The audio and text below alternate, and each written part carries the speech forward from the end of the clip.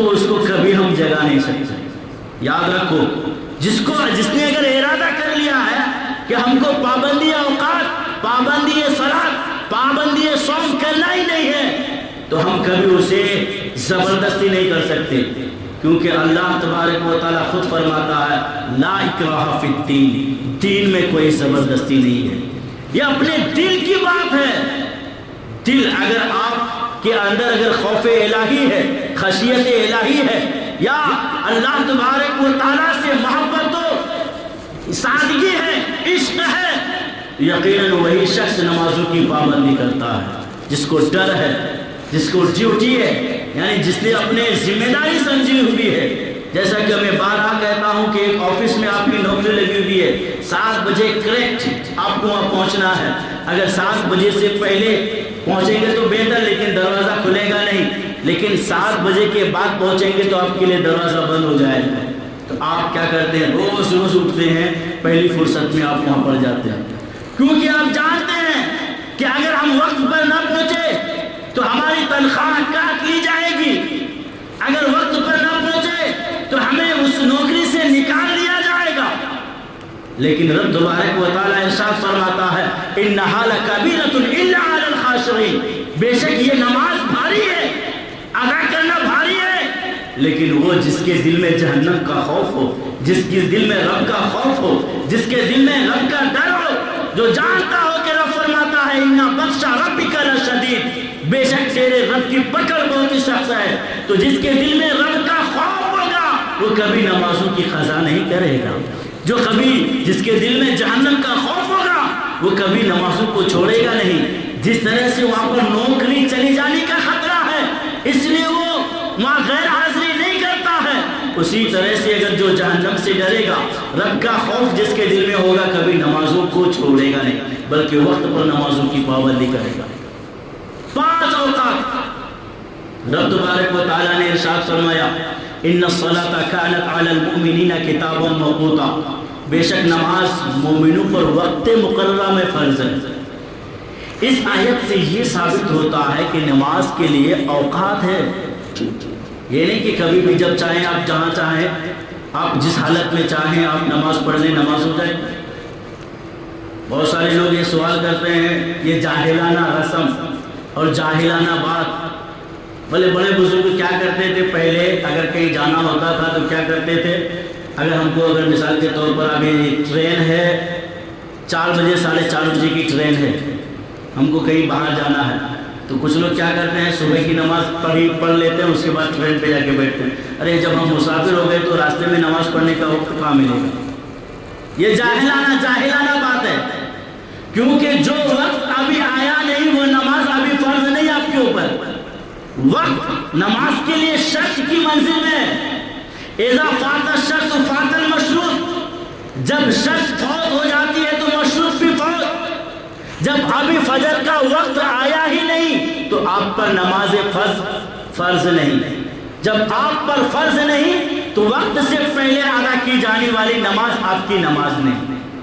ہاں تہجد کا وقت ہو سکتا ہے، تہجد پڑھ سکتے ہیں، نوافل پڑھ سکتے ہیں، اس لیے کہ نوافل کے لیے کوئی وقت نہیں، مکروہ اوقات کے علاوہ جب چاہیں آپ نوافل پڑھیں، جب چاہیں آپ کریں، یہ نوافل ہو سکتا ہے، لیکن فرائض تو اس کے لیے اوقات ہے، کیونکہ رب نے فرمایا ان الصلاۃ کانت علی المؤمنین کتابا موقوتا، یعنی مومنوں پر وقت مقررہ میں فرض ہے۔ وقت مقررہ میں وقت کی پابندی اس لیے ہے، میں نے پہلے بتایا کہ پابندی اوقات سے 5 وقت کی پابندی جو بندہ کر لے گا اس کے اندر تمام اوقات کی پابندی کرنے کا سلیقہ مل جائے گا۔ اس لیے ہم کہتے ہیں آج کل خاص کر امام اور مؤذن یہ دونوں ایسی ذات ہے پوری دنیا میں، ایسی ذات ہے جن سے بڑھ کر وقت کی پابندی کوئی دوسرا نہیں کر سکتا، کوئی دوسرا نہیں کر سکتا، اور ایک ہی جگہ کی پابندی، کیونکہ نماز ہمارے اوپر فرض ہے تو مدینہ مسجد میں ادا کرنا فرض نہیں ہے، نماز ہمارے اوپر، جماعت بھی ہمارے اوپر واجب ہے تو صرف اسی مسجد میں واجب نہیں ہے، بلکہ جہاں بھی جماعت ملے آپ پڑھ لو، جہاں بھی نماز کا وقت ہو جائے آپ نماز پڑھ لو، نماز ہو جائے گی۔ لیکن اوقات کی پابندی کرنا اور ایک ہی جگہ پر اپنی ذمہ داری نبھانا یہ کسی امام اور مؤذن کے علاوہ دوسرے کا ہو ہی نہیں سکتا۔ لاک ڈاؤن میں ہمارے بہت سارے مقتدی ایسے آئے تھے جو لوگ جھگڑ رہے تھے اس بات پر کہ حضرت آپ نے ان چاروں کا نام لکھا، ہمارا نام اس میں کیوں نہیں دے دیا؟ ہم جاتے تھے روز روز نماز پڑھنے کے لیے۔ میں نے کہا روز روز نہیں، صرف 3 دن 5 وقت کی پابندی کرو، 3 دن صرف 5 وقت کی پابندی کرو، کیونکہ 3 دن اگر تم 5 وقت کی اگر پابندی کر لو گے ہم سمجھیں گے کہ ہاں آپ کا نام اس میں درج ہونا چاہیے تھا، یہ غلطی ہوئی، یہ مسٹیک ہوئی کہ درج نہیں ہوا۔ ایسا بندہ 5 دن کا 1 دن کے تمام اوقات میں حاصل نہ ہو سکا ہو، 3 دن تو دور کی بات ہے، تو 5 وقت ایک جگہ آ کر نماز کی پابندی کرنا یہ بہت بڑی بات ہے۔ تو رب تبارک و تعالیٰ نے کلام مجید میں ذکر فرمایا ہے، کیونکہ رب تبارک و تعالیٰ نے فرمایا اقیم الصلاۃ لدلوک الشمس الی غسق اللیل وقرآن الفجر، یعنی نماز قائم کرو سورج کے ڈھلنے سے لے کر رات کے اندھیری تک اور صبح کی قرات، ان قرآن الفجر کان مشہودا، بے شک صبح کی نماز میں فرشتوں کی حاضری ہوتی ہے۔ اس لیے بولتے ہیں نا کہ جب نماز کے لیے آتے ہیں، جب لمبی قرات ہوتی ہے تو ایسا لگتا ہے کہ ہم دنیا میں ہے ہی نہیں۔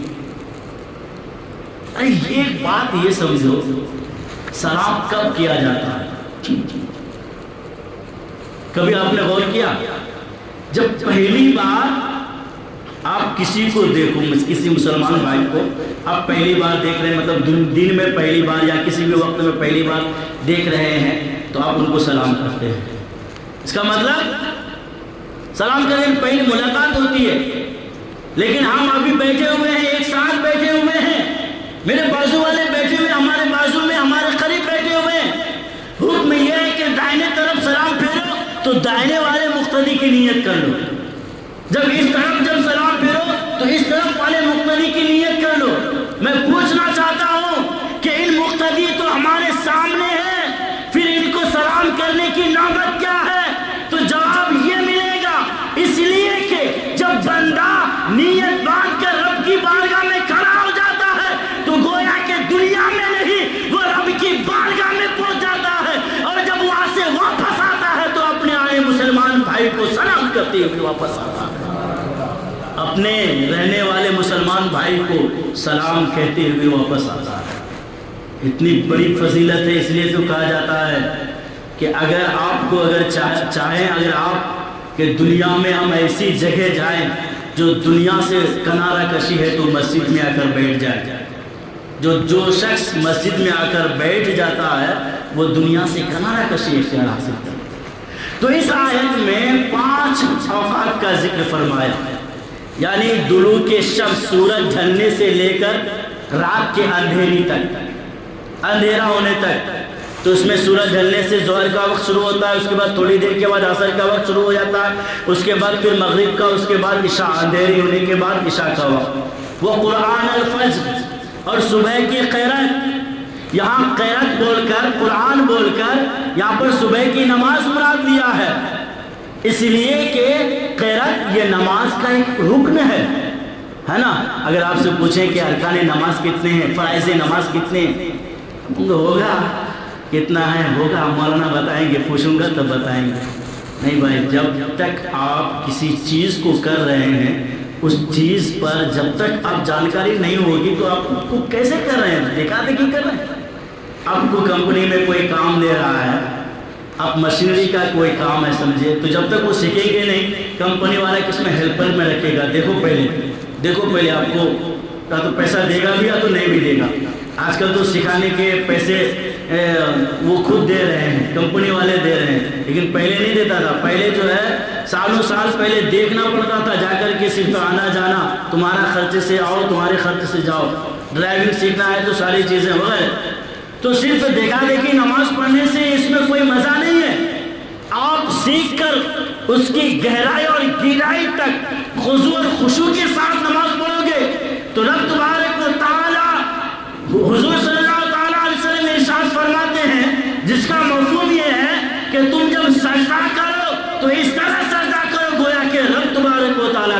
رہے ہو. اگر اتنا بھی نہیں ہو سکے تو اتنا تصور کرو کہ رب تعالیٰ ہمیں دیکھ رہا ہے. ایسی حضور خوشی ہونی چاہیے. تمہارا قرات یہ نماز کا ایک رکن ہے، یعنی فرض میں سے ہے قرات کرنا. تو یہاں پر قرآن یعنی ایک رکن سے پوری نماز مراد لیا ہے. اور ایسا ہوتا ہے کیونکہ رب تبارک و تعالیٰ نے رکوع کرنے سے فرمایا وَرْكَعُوا مَعَ الرَّاكِعِينَ سے یا نماز کا حکم دیا ہے.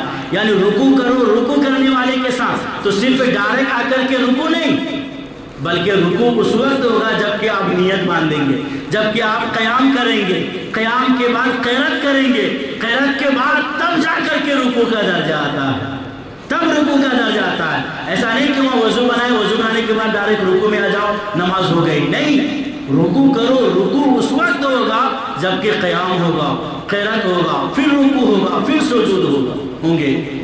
تو یہ یہاں پر رکوع سے مراد نماز لیا گیا ہے. یہ اس آیت میں 5 وقت کا ذکر ہے، لیکن یہاں پر ایک آیت اس میں عصر اور مغرب عشاء کہاں ہے لکھا ہوا.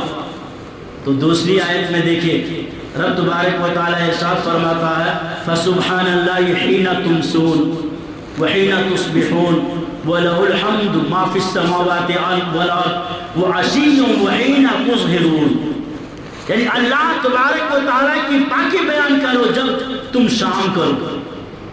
جب شام ہو جائے تو اس وقت اللہ تبارک و تعالیٰ کی پاکی بیان کرو، اور جب صبح ہو اللہ تبارک و تعالیٰ کی پاکی بیان کرو. اسی کے لیے ساری تعریفیں ہیں، جو کچھ آسمان و زمین میں ہے سب اسی کا ہے. اور کچھ دن رہے اللہ تبارک و تعالیٰ کی پاکی بیان کرو، اور دوپہر کے وقت اللہ تبارک و تعالیٰ کی پاکی بیان کرو. خزائن العرفان میں علامہ نعیم الدین صدر الافاضل علیہ رحمت و رضوان فرماتے ہیں اس آیت میں بھی 5 اوقات کا ذکر ہے، کیونکہ حضرت عبداللہ ابن عباس رضی اللہ تعالیٰ عنہما سے فرمایا گیا کہ کیا کلام مجید میں 5 وقتوں کا ذکر ہے؟ تو حضرت عبداللہ ابن عباس رضی اللہ تعالیٰ عنہما نے ارشاد فرمایا ہاں کلام مجید میں 5 نمازوں کا ذکر ہے، اور یہ آیت تلاوت فرمائی. یعنی شام سے مراد تمسون میں مغرب کی نماز اور عشاء کی نماز داخل ہے، اور تصبحون میں فجر کی نماز داخل ہے، اور عشیوں میں عصر کی نماز داخل ہے. یعنی کچھ دن رہے، کچھ دن کب رہے، تھوڑا سا دن کب رہتا ہے یعنی عصر کے وقت، وہ تظہرون میں دوپہر کا وقت. اور ایک بات یاد رکھیے، یہ عیسائی کیلنڈر کے اعتبار سے بھی، عیسائی لوگوں کے اعتبار سے بھی یہ دنوں کے یعنی پورے 24 گھنٹوں کو 5 حالتوں میں ان لوگوں نے بھی بدلا ہوا ہے. صبح کے وقت کو مارننگ سے تعبیر کرتے ہیں. جب آپ صبح اگر ان لوگوں سے ملیں گے تو کہے گا گڈ مارننگ سر. پھر جب دوپہر کا وقت ہو جاتا ہے تو اس وقت کہتے ہیں گڈ نون سر، دوپہر کا وقت. پھر جب سپہر کا وقت ہو جاتا ہے یعنی ہماری عصر کا وقت ہو جاتا ہے تو اس وقت وہ لوگ کیا کہتے ہیں گڈ آفٹر نون یعنی دوپہر کے بعد. اور جب شام کا وقت ہو جاتا ہے تو کہتے ہیں گڈ ایوننگ یعنی شام کا سلام. اور جب رات کا وقت ہو جاتا ہے تو کہتا ہے گڈ نائٹ. ہے کہ نہیں؟ برابر ہے نا؟ ان لوگوں نے بھی 24 گھنٹے کو 5 حالتوں میں بدلے ہوئے ہیں. تو رب تبارک و تعالیٰ نے یہ 24 گھنٹے اوقات بے شمار ہیں، یہ 24 گھنٹے ہیں، ان گھنٹوں کو 5 حالتوں میں بدل دیا، اور ہر حالت کی ابتدا میں نماز رکھی، اول و آخر میں نماز اور اوسط میں نماز. رب تبارک و تعالیٰ نے فرمایا حافظوا علی الصلاۃ والصلاۃ الوسطیٰ، یعنی تمام نمازوں کی پابندی کرو، اور خاص کر کے عصر کی نماز کی، کیونکہ عصر کی نماز بیچ والی نماز ہے، 2 دن اور 2 راتوں کے بیچ میں، یعنی صبح اور دوپہر، اس کے بعد مغرب اور عشاء، 2 رات کی نماز اور 2 دن کی نمازوں کے بیچ میں جو نماز ہے وہ نماز عصر ہے، وہ نماز عصر ہے. یعنی تمام نمازوں کی پابندی کرو، اور عصر کی خاص کر کے پابندی کرو، اس لیے کہ اس میں حکمت یہ ہے کہ جب بندہ مر جاتا ہے، جب قبر سے اسے منکر نکیر اٹھاتے ہیں، تو چاہے وہ اس کو رات میں دفناؤ، چاہے اس کو فجر میں دفناؤ، چاہے اس کو ظہر میں دفناؤ، جب اس کی آنکھیں کھلتی ہیں تو اس کو ایسا لگتا ہے دیر باقی ہے، یعنی وہ عصر کا وقت ہوتا ہے۔ تو جو بندہ عصر کی نماز کی پابندی کرے گا وہ منکر نکیر سے کہے گا اے نکیر رہنا ابھی چھیڑو مت، عصر کا وقت ختم ہو رہا ہے، پہلے ہمیں عصر کی نماز پڑھ لینے دو، اس کے بعد سوال کرو۔ جب منکر نکیر اتنا سنیں گے تو کہیں گے یہ بندہ نمازوں کے پابند تھا، عصر کی نمازوں کی محافظت کرتا تھا، جاؤ ان عصر کے بدلے میں ان کی مغفرت فرما دو اور انہیں آزاد فرما دو۔ اللہ اکبر۔ تو لہذا اب ان سے سوالات نہیں ہوں گے۔ تو اس لیے عصر کی نماز، اور دوسری بات یہ ہے لوگ جو بہانے بناتے ہیں نا کہ کاروبار ہمارا کاروبار، تو چونکہ عصر میں کاروبار کا جو بازار تھوڑا سا زیادہ، لوگ جو زیادہ منہمک ہو جاتے ہیں اس میں، کیونکہ مارکیٹنگ میں اس وقت زیادہ بھیڑ بھاڑ ہوتی ہے، تو رب تبارک و تعالیٰ نے عصر کی نماز فرض فرما کر یہ کہا کہ تم کاروباری دنیاوی کاروبار میں اتنا مشغول